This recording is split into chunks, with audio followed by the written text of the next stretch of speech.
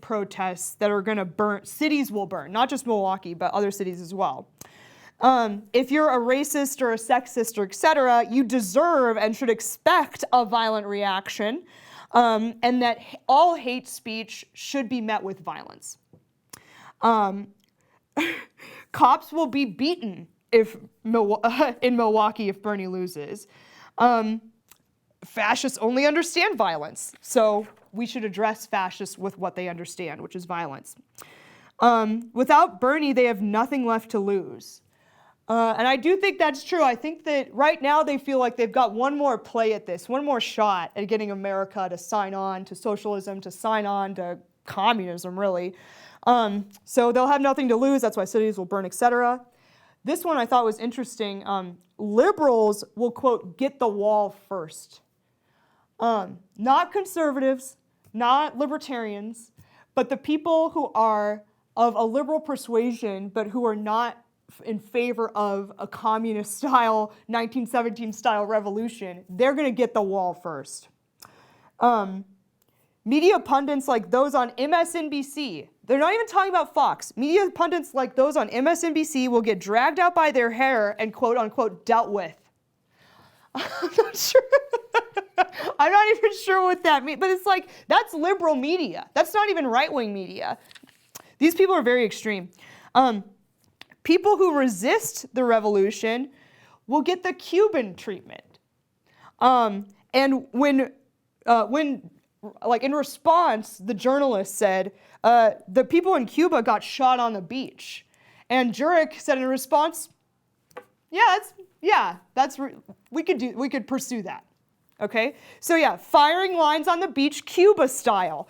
And then this was just really strange. They took some stabs at Elizabeth Warren. They said that Bernie and Warren are not on the same team, and that choosing Warren just because she's a woman or because she has a vagina is stupid. I think they actually used harsher language than that. Like, I think they might have said retarded. I don't remember. But they really bashed Elizabeth Warren in there. The most recent thing that came out was they were discussing the militant labor movement. Oh, they fixed the mic. Okay, sorry. I just saw in the comments that my mic wasn't on.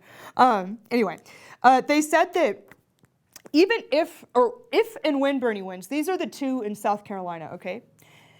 If and when Bernie wins, instead of just, him being the president, yada, yada, there would be a new two-part power structure wherein he would be the president and he would kind of be, he would be all-powerful. One of the guys talked about dissolving the Senate and Congress and just having Bernie appoint a few people and kind of have sort of an oligarchy that would then run the country. And then all of these different campaign staffers all around the country would then be some kind of other secondary power that would be, quote, institutionalized. And so they would, in effect, be enforcing kind of the Marxism that Bernie would then be, it's just so crazy. I mean, he would be legislating as some kind of oligarch with a group of, in essence, like brown shirt, black shirt types who are, enforcing all of these communist ideas on the streets. When asked if Bernie would go along with some of these like really extreme ideas, they said, 100%. Bernie likes to protest. He's been out on the streets doing the dirty work for a long time. That's why we like him. I'm sure that if he loses, he'll be right on board with us having some kind of 1917 style revolution. Although he admits that there are, quote, excesses that he'd like to avoid. It's like, I don't really want to have to kill anyone. I don't want to have to, round up the conservatives and shoot them all. But, I'd like to avoid that. It's like, it scares me to think about doing that. But, I mean, we got to do what we got to do. Randomly, there's some stuff about abolishing landlords altogether, which doesn't make sense to me, but the communists have been on about how rent is theft for a long time. It's like, you guys don't think taxation is theft, but you think rent is theft? Like, that's one of those things where if I were a computer or a robot or something, it would like scramble my circuits and I would explode. And then the last thing that I thought was just crazy was they said that what happened to the kulaks was exaggerated. Now, I don't know if you guys know about the kulaks. I highly encourage you to go read more about them because this little synopsis I'm going to give now is going to be too vague to be valuable, really. But in essence, the kulaks they weren't wealthy, but they owned property. Like they were farmers in the Ukraine, okay? They were not nobility or anything. They weren't wealthy. They just didn't happen to be incredibly impoverished. So, in proper communist style, they did this in China too. They stole all the farmland from the farmers. They murdered all of them. I think it was something like 10 million kulaks got murdered. And then, because no one knew how to farm, the great workers' movement, they took all the farms, they took over the means of production from these bourgeoisie poor farmers, right? But then none of them knew how to farm, so everyone starved to death. That $10 million number might include the people starving after the fact.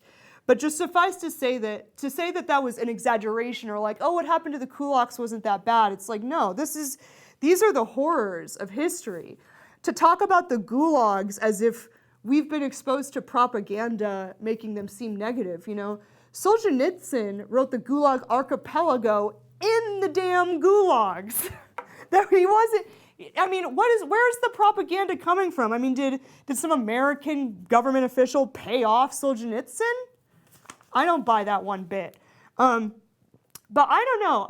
This stuff seems really alarming and extreme to me. The idea that any front-running candidate could have, higher-ups in his campaign staff talking about throwing people in gulags, having conservatives on firing lines on the beach, dragging journalists out into the street by their hair, we don't want to kill people. I'd rather just, divert all of that destruction toward property. That's one thing that they said too. I don't understand how this isn't major news.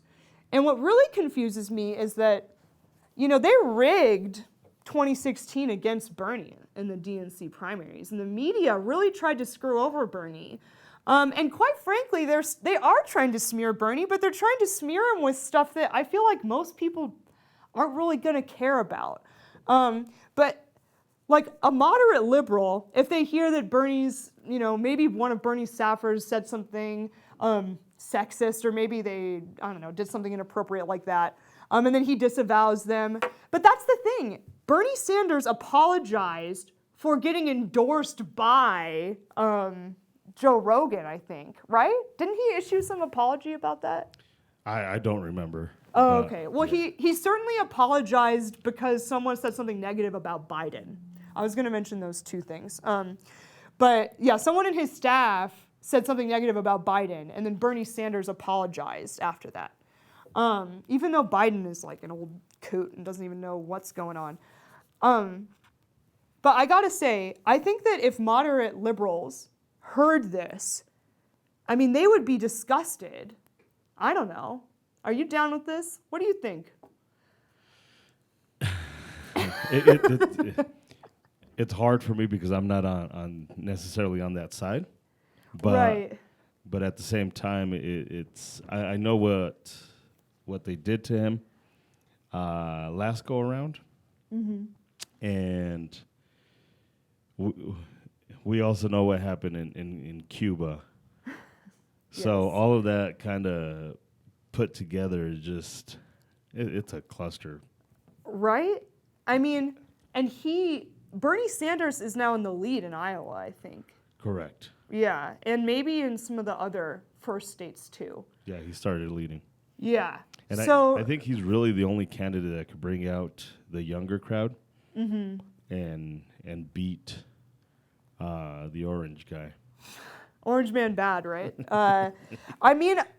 He might be able to beat him, but I feel like this stuff, Trump is going to take these Project Veritas videos and spend millions of dollars to make sure that everybody in America sees his campaign staff saying all of this. And quite frankly, this stuff has been out because I was going to talk about this last week. So this stuff has been out for a bit, and his staff, he has not disavowed any of them. And Project Veritas had someone outside of one of these campaign offices and was trying to ask them if they had any comment. And they called the cops on Project Veritas and said that they were harassing them or threatening them, which wasn't true, but the police officer relayed to Project Veritas that there would be no comment coming from the Sanders campaign, and that's the only answer they were going to get, and that they don't necessarily stand by everything that these people said, but they're also going to support them and defend them, and they're not going to fire them. I mean, could you imagine if someone in Trump's campaign staff said some stuff like this about Democrats? I mean, oh my God, it would be the only thing on the news. And I'm just confused. I don't know how many people are watching or if there's anyone in the live chat.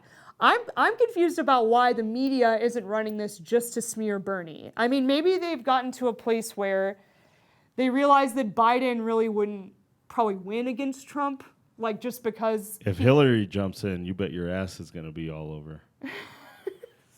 Because Hillary's still.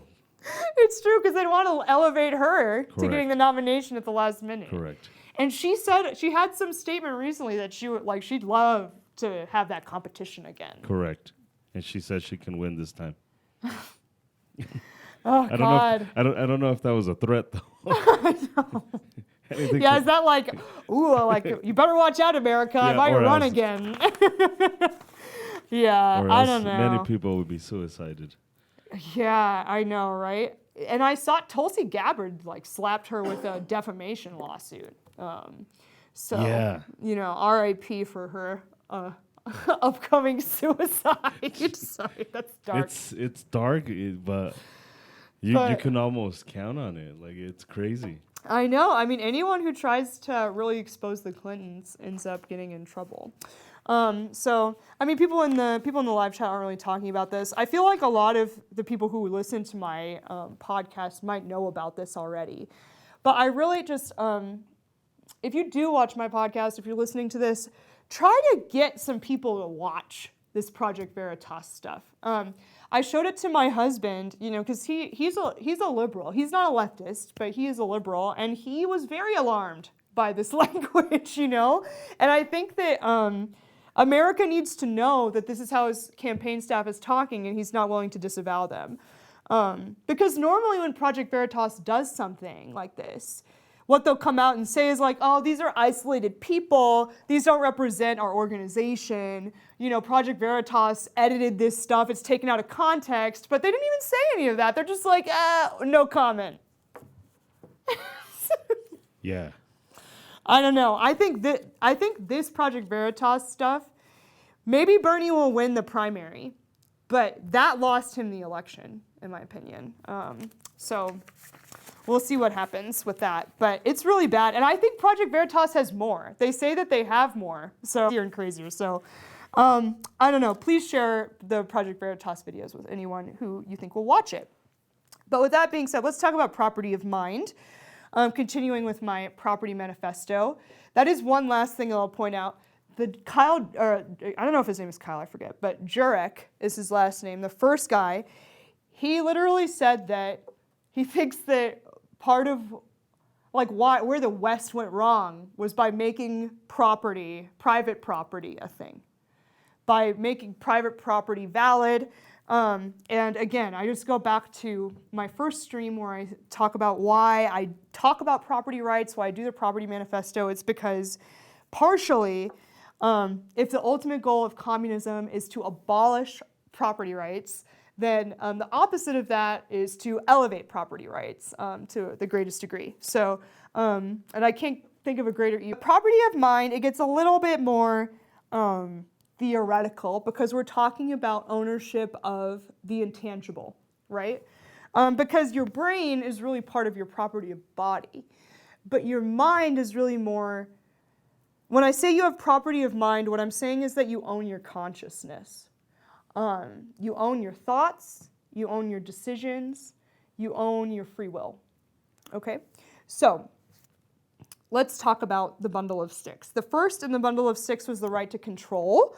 And with property of mind, I think that one of the best illustrations of the right to control is freedom of religion. So you get to decide what you believe, what God you worship, or to not worship a God, or to be, I don't know, like a Wiccan or something, or to be a Scientologist, or whatever you want.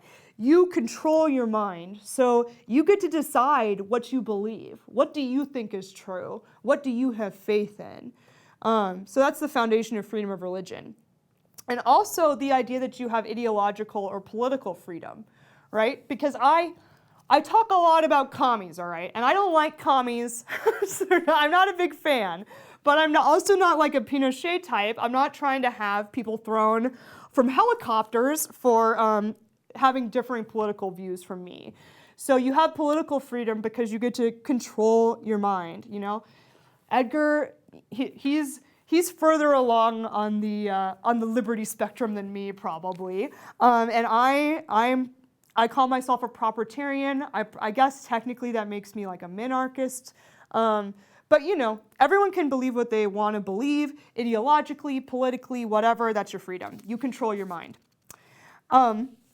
And that gets me into something a little bit more dicey, and it makes people uncomfortable, even people who are big advocates of freedom of speech, and that is the freedom to hate. And this gets me into some stuff about hate crimes in general. I don't think that hate crimes should be a thing.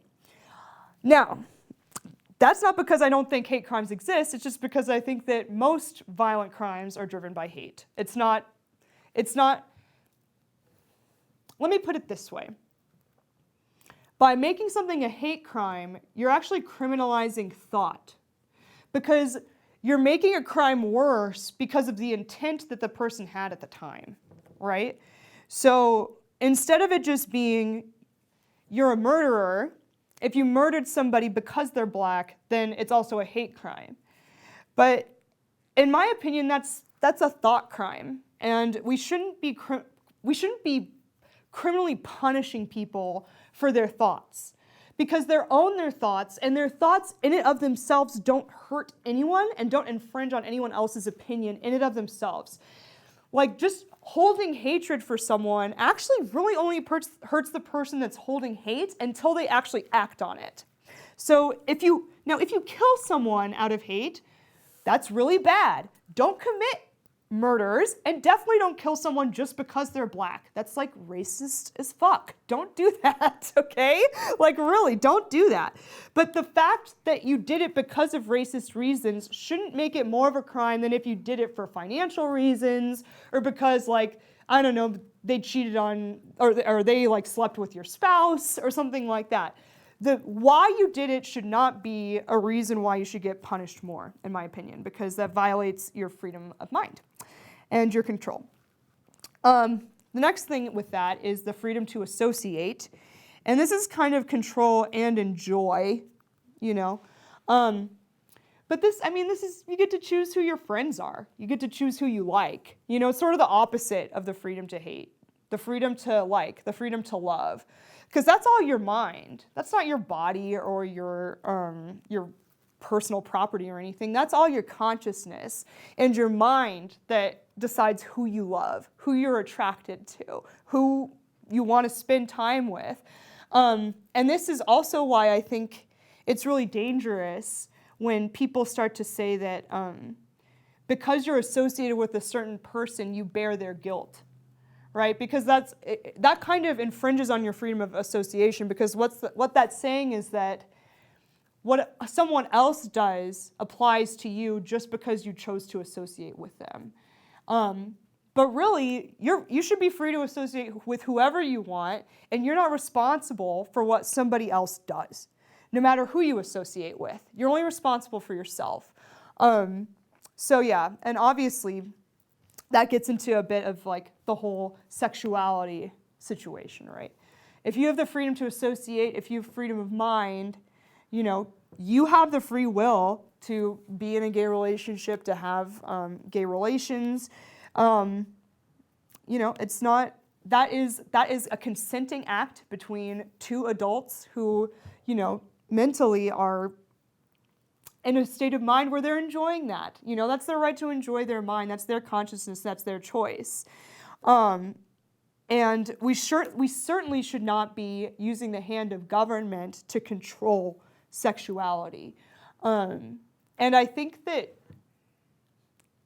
while like the gay rights movement has actually freed sexuality for gays, in many ways, the most recent feminist movement has restricted sexuality for heterosexuals. So, and what I mean by that is, I don't know if Edgar's heard about these, but there's people on college campuses and other places who now are requiring someone to sign a consent form before they'll have sex with them or something like that.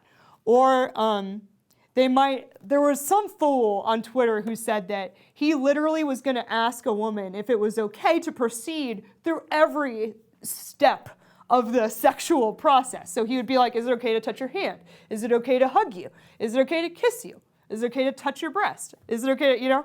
And I could not think of anything less sexy than that. But it's got to be in writing, so. Yeah, I know. It's like he's got to take out the pen and paper in between each step. I can't imagine he could stay up that whole time. Anyway. How can you be still aroused if you're like having to get consent? Like legal documents are not sexy. Anyway. I digress. For most, anyways. Maybe for some, that's the kink. But yeah, I mean, really, sexuality is part of your property of mind, and that's why, like I'm a devout Catholic, you know. I'm very much straight as well, but it's like we have free will. God gave us free will. And if that's the choice that you make, that's the choice that you make. And no government should be using force against you for making a choice like that, especially with consenting adults. Like it's just, the government should have no say in that whatsoever. Also in the right to enjoy, the right to enjoy your property of mind, I talked a lot about meditation in one of my previous podcasts, but even just like having fantasies, you know, of whatever nature you might fantasize about, but you know, using your mind to have a wild imagination, that's up to you. That's you enjoying your mind. So let's get into some stuff that's like more related to where the government is right now. So you also have the right to exclude from your mind. And I think that we all understand that. And that's why we all get really freaked out by Orwellian kind of dystopian nightmares. That's why all the NSA spying is so chilling, right?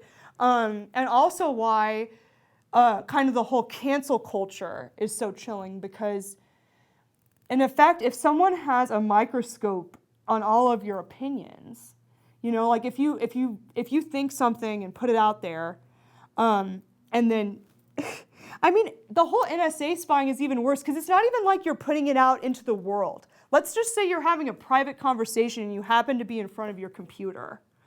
You know, the idea that the government could be listening in to your most intimate conversations, and like if you're really in a deep conversation with someone, you might be kind of revealing some really personal, deep information. And you have the right to exclude people from those ideas.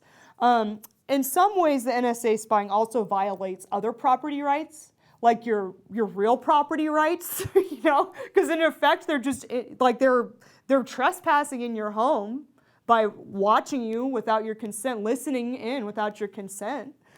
So that's kind of where the Fourth Amendment comes in with the NSA spying. But it's also the idea of having your thoughts be criminalized or be monitored or any of that all violates your freedom of mind.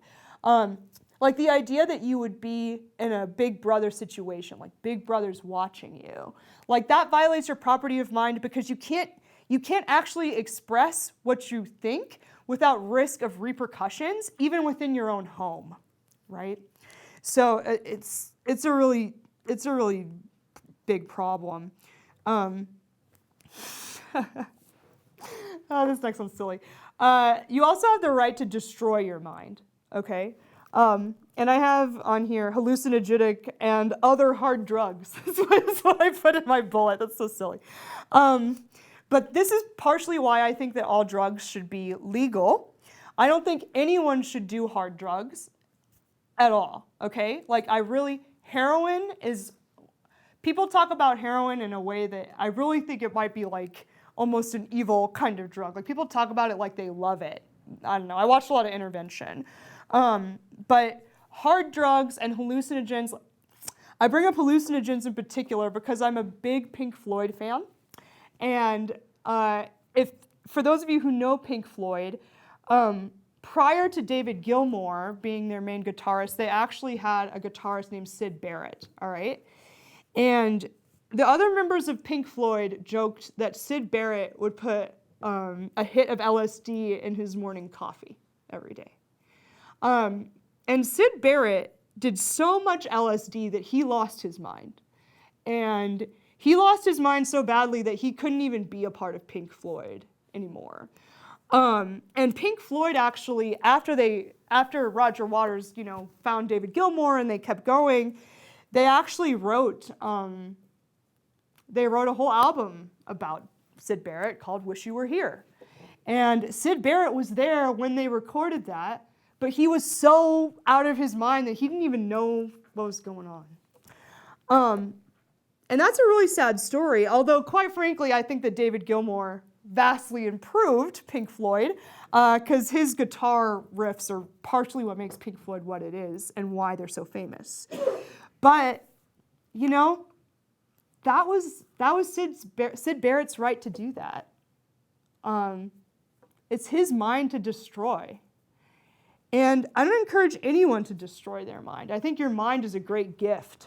And especially the human mind, we have such capability for creativity and compassion. And, the human mind is an incredible thing.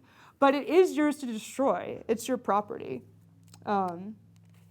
And if you haven't listened to Wish You Were Here, it's a great album. Go listen to it.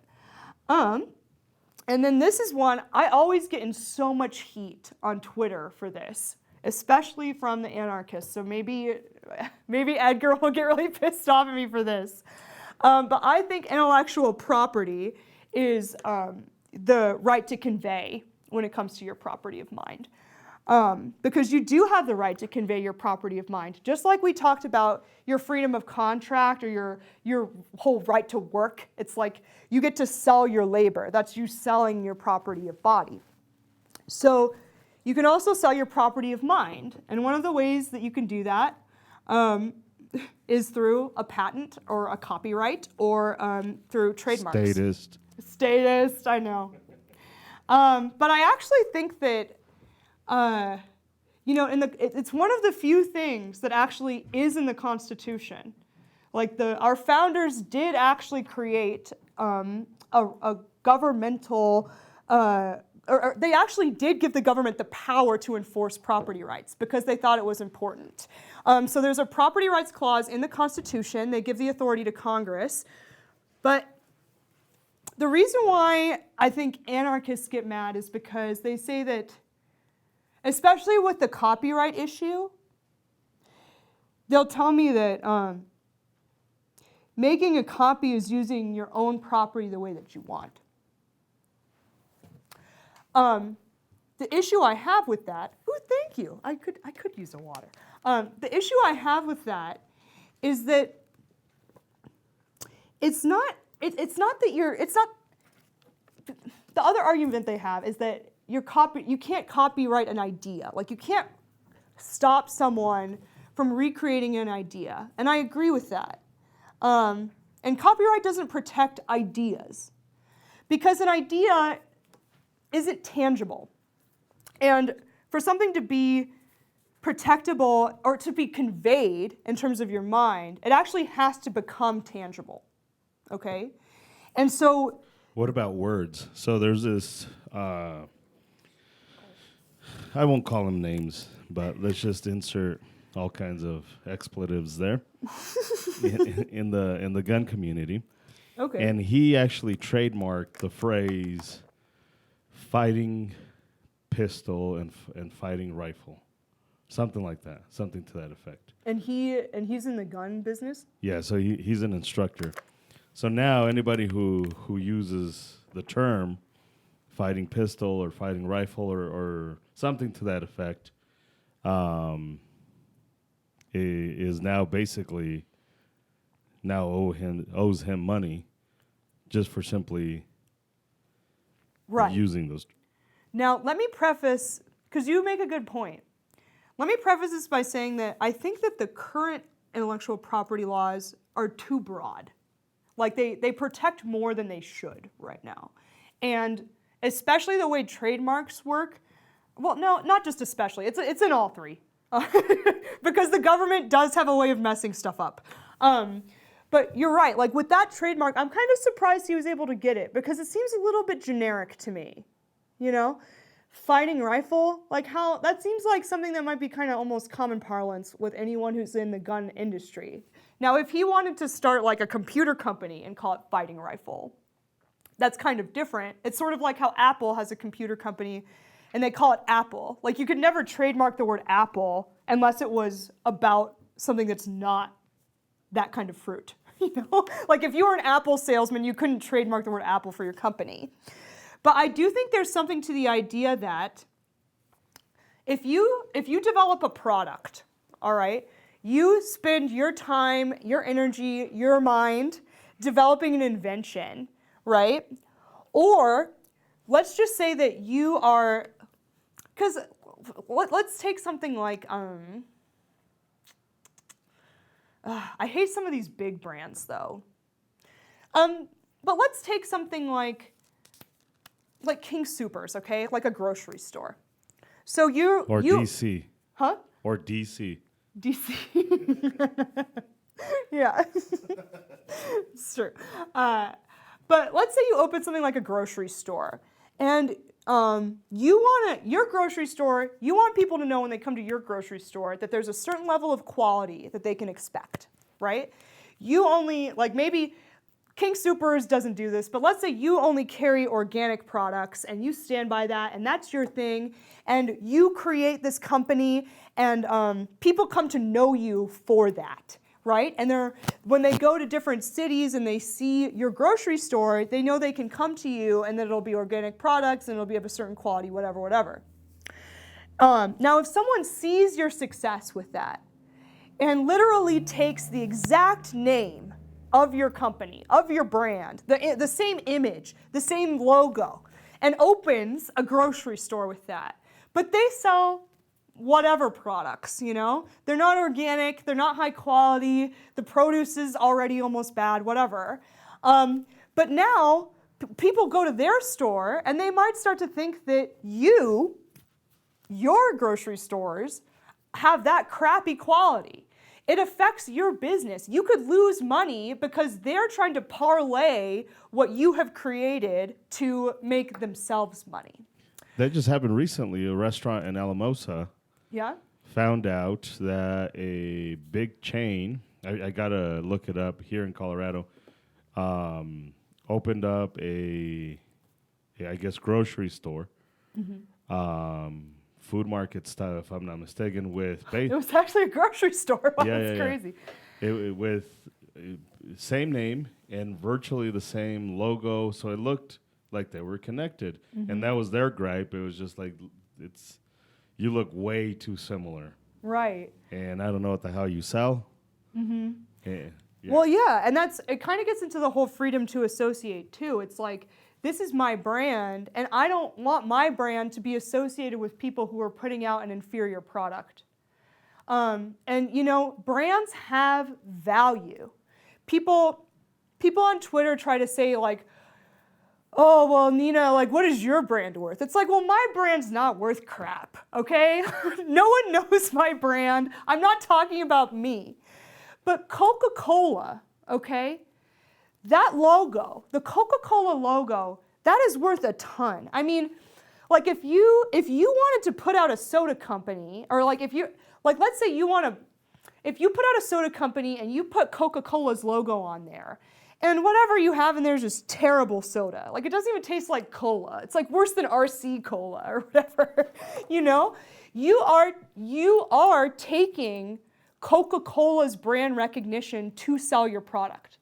And you're doing that knowingly, because you wouldn't, there's part of the intellectual property, like to win an intellectual property case, you have to prove that the person knew about your brand or knew about your copyright, whatever, before they, infringed it. So the whole idea is you can't just say, wow, Coca-Cola, everyone knows Coca-Cola. And if I use their logo, people will buy my product. It's like, well, that means that you're taking profit away from Coca-Cola. You're taking away from their company and their business and all of that. And that is stealing, in my opinion, when you do that. I know a lot of militant anarchists on Twitter disagree with me. I was called some of the most horrible names ever for defending intellectual property rights. It's so weird. But I do want to talk about it. And I'll go briefly through copyright and patent just because it's so contentious in the libertarian community that I think it's worth going into. Yeah, you are wrong, but I mean. Well, it's okay. You can disagree with me, Edgar. You disagree with me on other stuff too, so it's fine. But at least, hey, calling me wrong's fine. So someone called me like a POS. Just Oh yeah, people up. get stupid. People get stupid. For no reason. And it's like, I mean, obviously I'm going to get called a statist anyway because I'm not an anarchist, but people were literally saying that, like, I was advocating for theft, and people forget that it's okay to disagree. Yeah, right? Especially on something like IP rights. And I worked at DC Comics. Like, and even right now, like, I'm an intellectual property attorney. Like, I think that IP rights are valid. And those fuckers steal a lot of ideas. I steal all my ideas. No, I'm teasing. But I want to talk about copyright too, because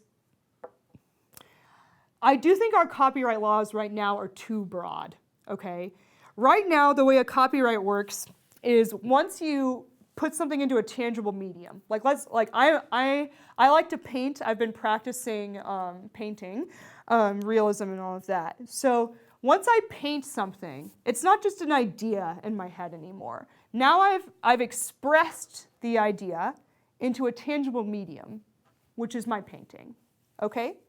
So in my opinion, if someone made a photocopy of my painting, put their name on it, and started selling it like it was theirs, that would be stealing from me. Because they're saying that the work I did was theirs, and they're profiting from my work. Now, someone would tell me, like, I'm going from the arguments that I got on Twitter because I got plenty of them. Now, someone said to me, if I just look at your painting and then recreate it at home, like, that's not stealing from you. And I'm like, okay, first of all, the chances that you could just look at a painting and then go home and perfectly recreate it such that it's actually a copy where people would not be able to tell the difference is that's just crazy. That's not realistic. But when I worked at DC Comics, okay, there was an artist, I put that in quotes and you'll find out why. There was an artist in Europe that was literally taking, like squares or like one frame out of our comics, blowing them up and printing them onto a big canvas, splattering them a few times with some paint, and selling them for thousands and thousands of dollars. They were in galleries. I mean, this artist was all over Europe. So now think about that. Some people were like, oh, DC Comics, it's such a big company. But the person who actually drew that art isn't DC Comics. It's a comic sketch artist, probably one guy who's working on like a Wacom or something, and someone is using his talent and his skill and his creations to make thousands of dollars by claiming that it was his art. And in my opinion, that's stealing. You made a copy of someone else's work and you sold it like it was yours. But you didn't do anything. You didn't create that. That's not from your mind. And now, here's where I get into where I think copyright goes too far. I don't think derivative works should be protected. I think only copies, direct copies should. And so let me give you an example of that. Like if you write a book, I think that someone should be able to make a movie of that book without getting your permission, because that's not actually a copy. That's creating a new tangible expression of that idea. Do you know what I'm saying? Does that make sense? Yeah, that's kind of like the argument that everybody has against Disney being able to extend copyrights, because they were going to come up, and then Disney's like, no, the hell they're not, because then we would have owned Mickey Mouse and we would have owned all of that stuff. The public in general would have owned that. I think there is an argument to be had, or there is an argument for suppression of being able to suppression of the art, because you could only take so much without. Nobody really has any original ideas anymore. Yeah. Nobody. Like everyone's borrowing from someone else. Correct. So you get to the point where it's just like, holy shit, I really want to make a Mickey Mouse, but if I do it, my own version of this Mickey Mouse, it's gonna be funnier, it's gonna be whatever, raunchier or whatever. Yeah, we're protected under fair use to a certain degree. Yeah. But only for a little bit. I can't create an entire cartoon based off of a Mickey Mouse type character without really following. Unless you're Disney, and then you can steal the Lion King, and then nobody's going to tell you anything. Well, Disney's destroying its own intellectual property right now. It's just in the process of burning its own intellectual property to the ground. But you're right. That's one of the other places where I think copyright law is too excessive, is that it lasts too long. Because right now, and when the Copyright Act was first written, it was the life of the author plus 50 years.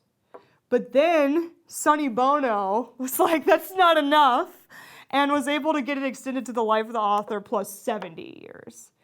But to me, the problem with that is that there's just no chance that you'll be able to make a derivative work off of anything that was created in your lifetime, even if it was created by someone way older than you.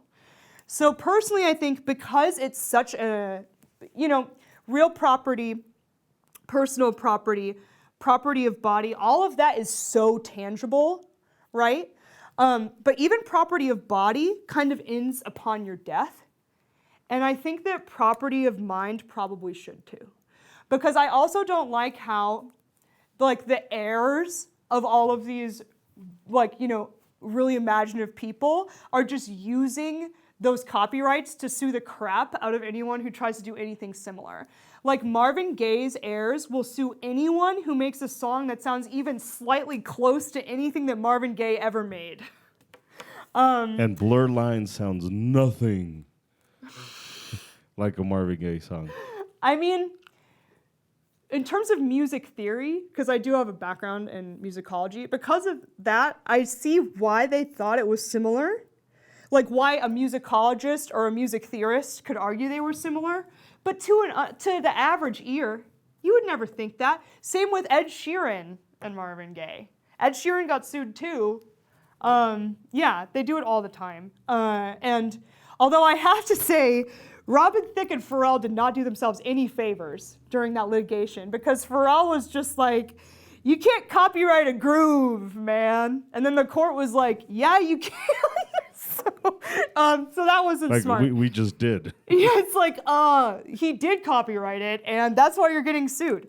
So yeah, I mean, I think that's the issue. I think it's too broad right now. Even when our founders wrote the intellectual property clause, they put in there for limited times. And so to me, the author's life plus 70 years, I mean, that's not that limited. The other thing with Disney, you mentioned Mickey Mouse. Mickey Mouse is going to go into the public domain 70 years after his death regardless. But why Disney can still protect it is because of trademark. They trademarked Mickey Mouse. So, and that's one of those things where I'm not sure if a character like that's where trademark is a little bit expansive, right? It's like, is it really a brand mark, like Mickey Mouse as an image? But that's how they're going to keep enforcing people to not be allowed to use Mickey Mouse. They're going to use trademark law because trademarks don't expire. And trademarks weren't in the intellectual property clause, and that's why trademarks are so broad, because it was just created by statute. But trademarks, you can kind of change a few things and not be in violation of trademarks. Correct. It just has to be different enough that the public wouldn't get confused. Correct. And So- copyright, on the other hand, is just like almost any similarities to a certain degree. And It has to be. It has to reach a certain amount of similarity. I think the technical phrasing is substantially similar. But the only reason why they even have to say it, and that's why I talk about that artist in Europe, right? Because he did technically change it a little bit. He made it bigger, and he splattered a couple, paints, sprays on it. But ultimately, it's really not that different. Like, he didn't actually transform it into something new. The vast majority of it was someone else's work. But yeah, I mean, that's the thing. It's like, I am very much in favor of, some reform in our intellectual property, because I think that it's too broad right now, and the intellectual property litigation sucks so much money out of the system that just does not need to be sucked out. And it's so restrictive that I think that people's creativity is being impeded right now. But that doesn't mean that I think that they should be abolished outright, because intellectual property rights are the only way that artists, musicians, movie makers, all these people can convey their property of mind, and that is actually their labor. That's their freedom of contract in some ways, is to be able to profit off of their creations. And I stand by that, especially with inventions, And again, with derivative works, like if you take an invention and modify it and it becomes a new thing, I think that should be okay. But if you literally take the exact same product, the exact same invention, and then sell it like it's yours when you didn't invent it, then I think that that's stealing. So, because I think that if you're an inventor, you should be able to profit from your inventions. Inventions change the world, man. It shouldn't be a situation where just because you invent something, now everyone else just gets to use your secret sauce and make it.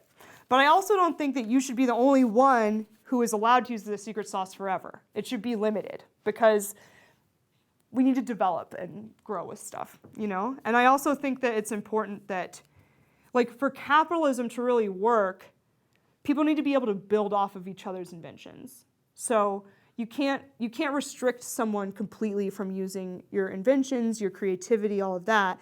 But you also can't prevent someone from being able to profit from it, or from stopping someone from selling their work as theirs when they didn't make it. That's the part that I think is theft. But I don't know. yeah, free market wise, it'd be like, well, if your version of it is better, then the free market should decide whether you deserve it or not. Like, good on you for inventing it, but the free market should decide Right. whether And that's, AC or DC is better. and that's why I say, like, if it's the exact same product, that's a problem. But if you make a better product, that's how Pepsi can exist, even though Coke exists, because it's actually not the same product, Pepsi tweaked Coke or whatever. But yeah, so I don't know. I hope, to the extent that I have anarchists watching this who do follow me on Twitter and called me like a horrible status bigot or something, maybe at least people have a better understanding of why I think that intellectual property rights should exist. I do think, though, that when I say that, people assume that I'm giving I'm green-lighting everything in our current intellectual property law, but that's not necessarily what I mean. I just think that, in general, intellectual property rights are valid, but I do think our government, as with almost everything our government does, has fucked that up and has made it really messy. They've made it more complicated than it needs to be, and they've made it, I don't know, I think the reason why people are against IP rights is because of how broad our government has made them and how restrictive our government has made them. Yeah, so I guess I am watching the live chat, but people are just being quiet tonight, so. But that's okay, I've been gone for so long, people probably just don't even think I'm gonna do this, so that's why. But I'll get to my last point now, which is what Christ would think about guns. And spoiler alert, I don't think he'd be against them, just in general. And I bring this up because the really militant anti-gun advocates who are clearly not practicing Christians in their daily life, but whatever, tend to like to try to throw Jesus in the face of us 2A advocates. And because they're like, oh, like Jesus was against murder, how can you be in favor of guns? And the thing is, whether or not what you do with a gun is good depends on how you use it, right? It's not like every use of a gun is necessarily bad. And it's not even that every use of a gun that ends a life is a murder. That's not even the case. So let's go to some scripture, and then we'll go back, and then we'll call it a night, yeah? So, in the Gospel of Luke, chapter 11, we hear, when a strong man fully arms and guards his palace, his possessions are safe. But when one stronger than he attacks and overcomes him, he takes away the armor on which he relied and distributes the spoils. Whoever is not against me, and whoever is not with me is against me, and whoever does not gather with me scatters. Now that's some pretty bold language from Jesus, right? But seriously, guard your palace, otherwise someone stronger could attack and overcome you. Okay? Luke chapter 22, verse 35 through 38. He said to them, when I sent you forth without a money bag or a sack or sandals, were you in need of anything? No, nothing, they replied. He said to them, but now one who has a money bag should take it, and likewise a sack, and one who does not have a sword should sell his cloak and buy one. For I tell you that this scripture must be fulfilled in me, namely, he was counted among the wicked, and indeed what was written about me is coming into fulfillment. Then they said, look, or Lord, look, there are 2 swords here. And he replied, it is enough. Psalm 144, verse 1, praise the Lord who is my rock. He trains my hands for war and gives my fingers skill for battle. Psalm 18:34, he trains my hands for battle. He strengthens my arm to draw a bronze bow. Okay, so as we see here, we've got in the Gospel of Luke in 2 different instances. First of all, Christ says to arm your palace so that you're not overtaken by someone stronger than you who might attack you. He literally says, if you don't have a coat or a sword, to sell your cloak and buy one. I mean, that's like, if you don't have a weapon, you sell the clothes off of your back and you get one. That's what Christ says. In Psalms, we hear praises of the Lord for being able to give your fingers the skill to do battle and to be able to draw a bronze bow. So we have here in the Bible 2 different weapons spoken of, a bow, an arrow, and a sword. Okay, now I don't know, maybe Edgar can enlighten me, but I'm pretty sure that at the time, a sword would carrying around a sword would probably be the equivalent of carrying around like a concealed carry weapon. Like that was probably the most advanced technology you could have on you walking around to defend your life. I mean, I don't know. What do you think? Yeah, if we're talking about when Jesus was around. Yeah, like and even pre-Jesus. There was really no, outside of, I guess, a slingshot. There's really nothing. And David used a slingshot. Yeah. There's not much more than that. Yeah. And I guess I bring this up because I don't like the idea, because a lot of people talk about Jesus as if he was such a pacifist that, that he would expect his followers to just, not fight back when they're being attacked or when their life is threatened. And a lot of people will say, well, Jesus says to turn the other cheek. But I really think that's more to think about what turning the other cheek means. Like if someone strikes you on one side, turn the other cheek to him. I don't think that's really, someone coming at you with a gun. He's not just saying, yeah, just turn your cheek to that person with a gun. It's like, if someone slaps you, let it go. That's kind of his thing. Like, don't let big issues bother you. Don't attack back for little things. But obviously, if someone's trying to overcome your home, if invaders are trying to, take over your lands, if someone's trying to kill you, kill your family, you can defend yourself. Christ does not mince words about this. You sell your cloak and buy a sword. And I think it was Alyssa Milano who literally tweeted out oh, all of you gun nuts, show me in the Bible where Jesus says it's okay to have guns. It's like, okay, first of all, there weren't guns. Even if I want, I couldn't find a quote about guns in the Bible because guns were not invented yet. So that's a really stupid argument. But to the extent, it's I can show you Christ's words saying you need to carry a weapon for your protection. And especially as Christians, he warned us that we would be persecuted for our beliefs, likely to the point of death. And that has historically been the case and is the case throughout the world today. Actually, Christians are still, it's been a few years now, we're the most persecuted group in the world because we're put to death for our faith more than anyone else. And a lot of people are shocked to hear that because no one reports on it. But, in a lot of countries, especially some of these countries in Africa that have kind of been overtaken by more Islamic ideology, there are just Christians being put to death. No one talks about that. Even our Pope doesn't talk about that. I've got big beef with our Pope, by the way. That's a whole other thing. But I'm really sick of the whole idea that if you want to carry a weapon for self-defense, that you're not a good Christian, or the idea that Jesus would be against the idea of us carrying firearms when he tells us specifically to carry weapons.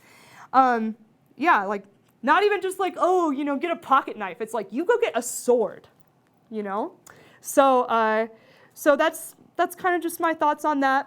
Maybe Edgar can have a little bit of a warmer heart toward my religion now. But, there's someone in the live chat. Dragon DJ is talking a lot. The same could be said for any tool. Yeah, it's true. It's really, it's the same thing with, I think that was a while back, though.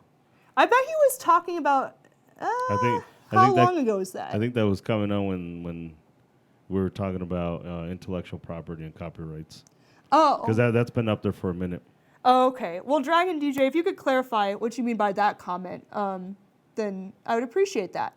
Let's see. Peter had a sword with him when they were in the garden with Jesus and was taking the Roman soldiers. Yeah, that's true.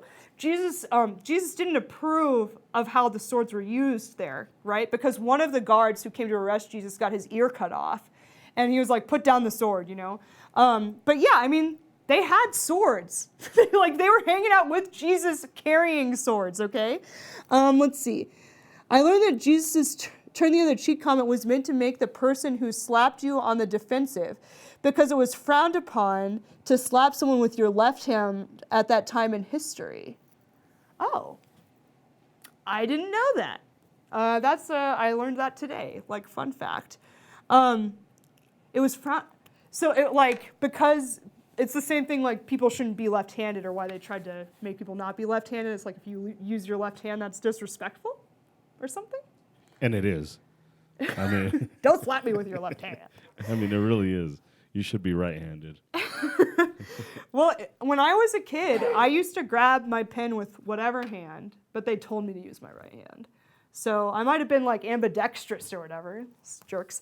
And in Italian, The word for left is actually sinistra. It's the same root as sinister. It's for left. Yeah. So that's interesting. It makes sense. Freaking Makes sense. leftists. Sorry. There's a reason they're on the left. No, I'm teasing.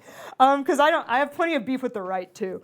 And then he says, no, it was for the weapons talk. Yeah, okay. So, but it's the same thing. It's the same thing with like the idea of nuclear technology, right? Like nuclear energy in and of itself, I think could actually save our energy problems in general, or fix them. Because everyone's worried about fossil fuels, all of that. But anyone who played SimCity back in the day knows that nuclear power gets you the most bang for the buck. It's the most efficient, and it doesn't actually have all of the carbon emissions that people worry about, who are worried about climate change. So, but the nuclear bomb is probably like one of the greatest evils that's ever been created. And, people who talk about the evils of other countries and of other nations, I just stand by that unless and until someone else or some other country drops a nuclear bomb on another country, we still get the worst rep for war crimes, in my opinion, because we're the only ones who have nuked anybody, ever. And that's actually why my husband's least favorite president is Truman, because he's the one who dropped the nuclear bomb. So, fun fact. Who's your least favorite? Do you have one? I have. President? Yeah. Do we have to pick one? You can list a few to close out the show. Least favorite president. Washington, Adams.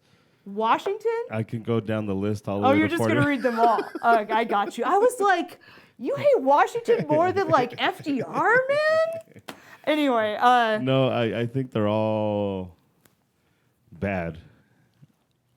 Well, I would agree that I think every president overstepped their power, for sure. I appreciate George Washington to the extent that they wanted him to stay in power and he said no.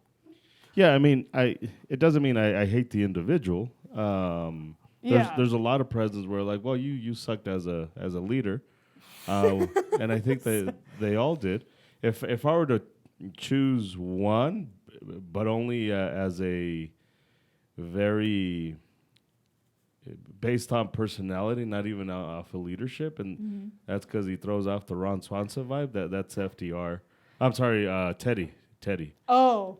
Yeah, Teddy For Roosevelt. your least favorite? No, for my favorite. Oh, okay. I was talking about least favorite. Least favorite? I don't know. Probably Trump. Really? Yeah, because he's right now. Because he's currently happening. Yeah.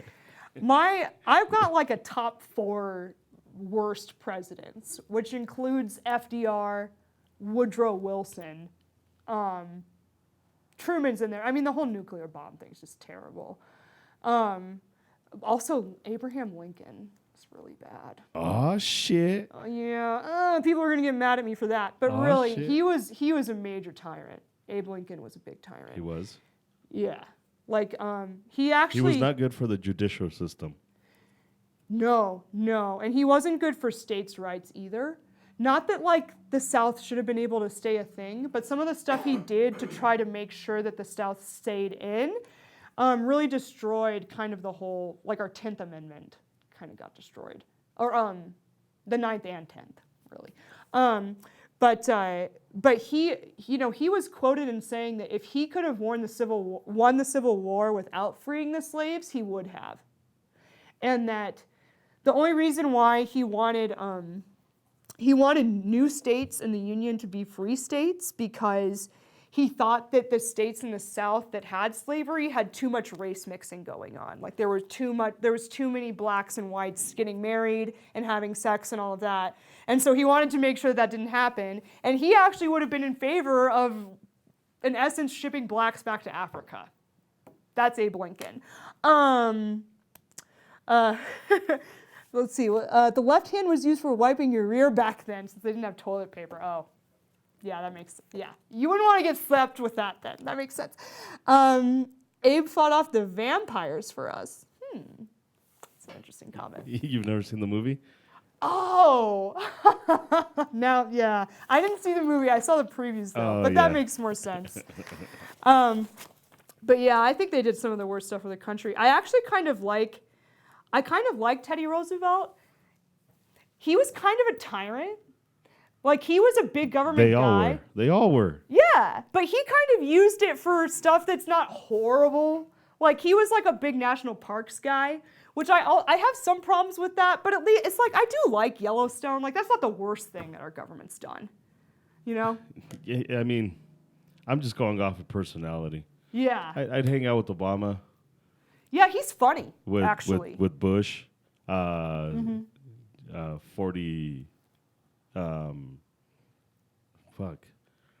43, not his dad. Oh. Yeah, with Junior. George, with W, not HW. Yeah, exactly, with W. Yeah. Yeah, I'd hang out with him, and then I would go prosecute him for war crimes.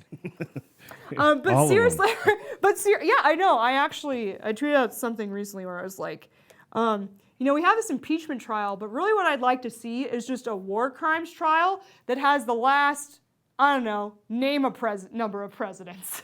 However many are alive, all of them probably should be tried for war crimes.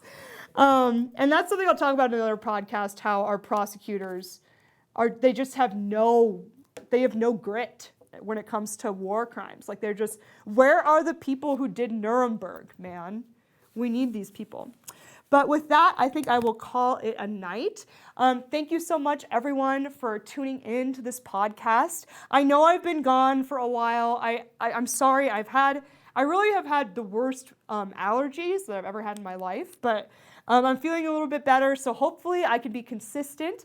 I am going to try to stick to Tuesday nights. Last night, it was just a mess. To be honest, I'd written up all my notes, and then I couldn't find them, and it was so late, and it just wasn't going to happen last night, so I'm sorry about that. But I will be back. I'm going to try to make this consistent. And McAfee, who is like one of my heroes, he said that if you have a podcast that has at least a couple hundred followers, he would come on it. So if we can get my YouTube channel to like 500 followers, I would love that so much, and I will try to get McAfee on here.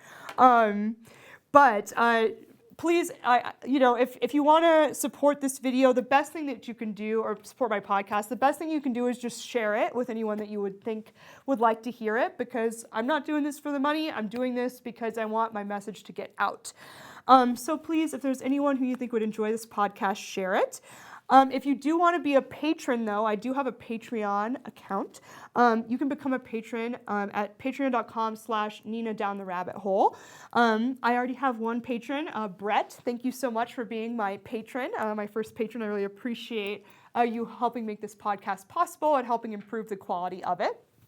And also, lastly, I just want to thank Edgar for making this podcast possible as well. As you can probably tell, the studio just keeps getting better all the time, and that is thanks to Edgar helping me produce this.